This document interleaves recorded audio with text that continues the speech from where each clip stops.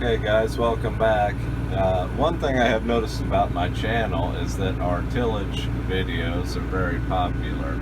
I kind of find that a little bit ironic. You know, I was reading the Successful Farmer magazine, and in it they're talking about how soil health and you gotta stop tillage, how tillage is so evil. Well, I think that tillage is a tool, and just like any other tool, it can be used correctly or it can be used incorrectly. So I'll leave a link in the description for this video. It's way too windy. You can see the grass waving there. Way too windy outside to be filming outside, but I will leave a link to the video where I show you in the shop the chisel.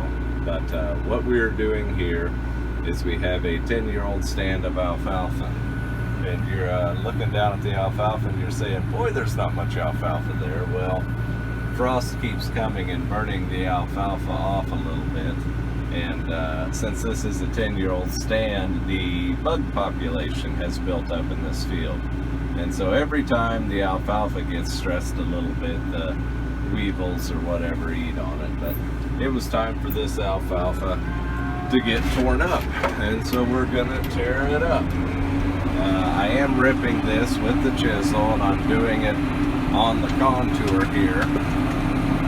There's a terrace right there that I plowed a day ago. So to break this alfalfa, I plowed up the terrace, and now I'm starting to rip this on the contour. People are always asking me what kind of horsepower I use. And so we're pulling with the 6180. That's a 115 horsepower tractor. It does have radials and it does have duals on it. Anyway, it pulls this 9-shank chisel pretty good. It is weighted down.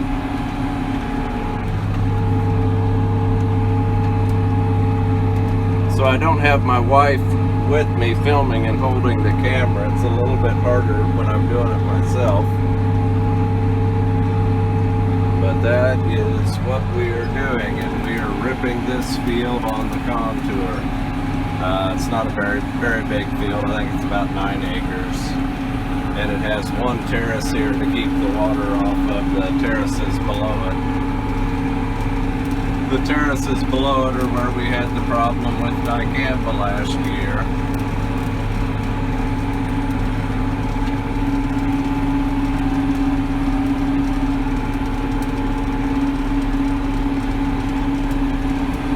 Sorry about that. I had to switch hands with the camera there. I wasn't going quite deep enough, but there is a look at our speedometer. So on this 10-year alfalfa ground, it's awful sticky. And so in order for me to get the depth that I want and get that action that I want, I'm not going as fast as I would normally go. But things are working pretty good, guys. So one of the reasons this field was in alfalfa for 10 years was because, as you can see, it's kind of a circle and terribly irregular. It's this top of this hill, and the field wraps around the hill. And so when we had it in alfalfa, it was a good place to have alfalfa, to leave it in alfalfa. It was easier alfalfa than row cropping. So normally, as an organic farmer, I do not leave my alfalfa 10 years. I will say that this is one of Brother Jesse's alfalfa fields, and he likes to keep his alfalfa as long as he can. One of the reasons, you know, that the alfalfa was kept here is because it was his field, but also because it's this irregular shaped field that does not lend itself very well to row crop. But the alfalfa has timed out.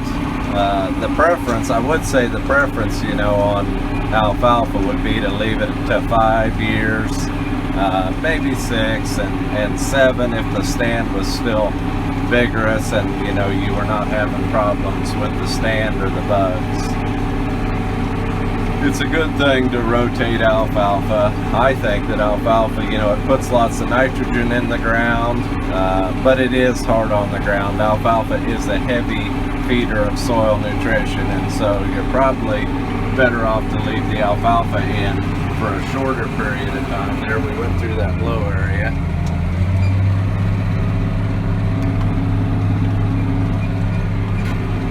And it was a little bit stickier there. So typically we leave the alfalfa in for that 5 to 7 year window. That seems to work pretty good, especially if you have a heavy application of manure prior to seeding the alfalfa. The other thing I want to say about alfalfa management, and it cannot be understated, it works a lot better, guys, if you spread lime or Pell lime, you know, some organically approved lime source prior to planting the alfalfa. It has been my experience that the vigorous stance of alfalfa that will power through 5 and 6 and even 7 years, it's because you put some calcium on the ground. Alfalfa is a heavy feeder of lime, and also to use that heavy manure application before you seed. The hills, or I should say the terraces right below us here, they will go into alfalfa this fall. And they're in wheat right now. There is no clover interseeded in that, so after we take the wheat, you know, in that interval between July and August, that is when we will be looking at spreading manure and hopefully getting some lime on that ground. So I'll give you one last shot of the chisel working.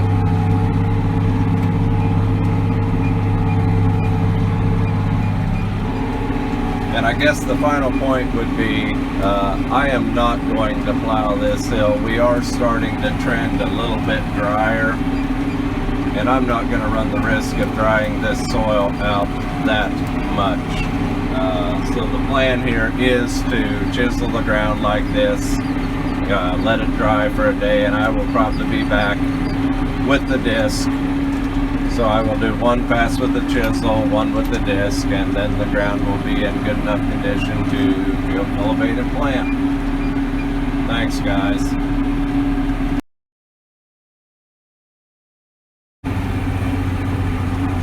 Okay, guys, I've got a little friend helping me here in the alfalfa field, and I'm going to try and catch him. I can't stop the tractor, because if I stop the tractor, he'll fly away. But we'll see if we can catch him here.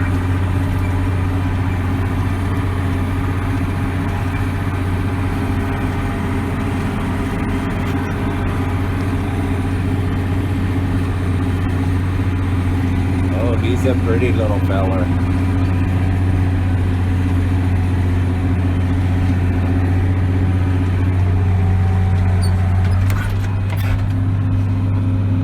I decided to stop the tractor. That was kind of a brutal declutching, but there he is. He's the prettiest little hawk. I don't know what kind of hawk he is. That's the maximum zoom I've got, but you see them every year in the spring of the year. They come through, you know, especially when you're tilling ground. And he's looking for something to eat. He's found a couple things, or maybe he's got a thing there now, but I like birds on the organic farm.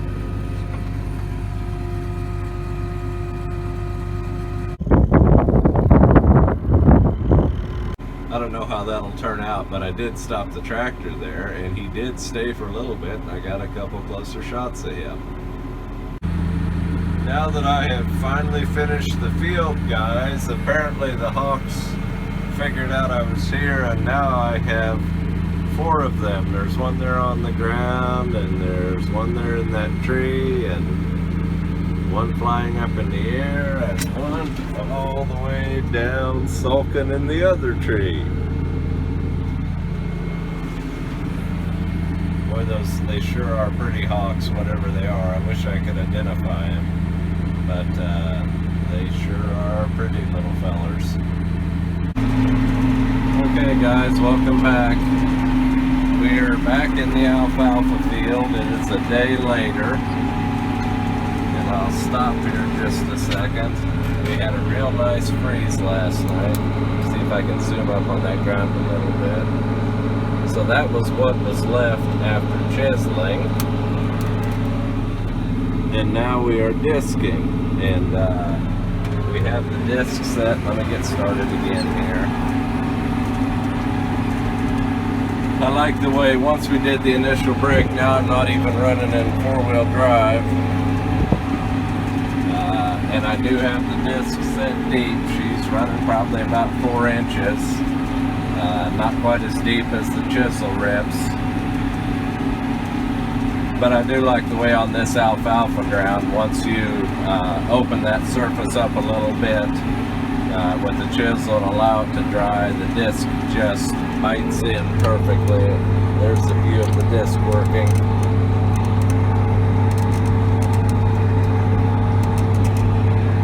And any alfalfa that survived that chiseling, the way the disc is cutting nice and deep and even now, it's just rolling it over. This seed bed, since I'm disking it on the contour, it will be ready to go. Anything that's left out here, you'll be able to smooth it up with the field cultivator. There's a view of what the disc is doing. Thanks.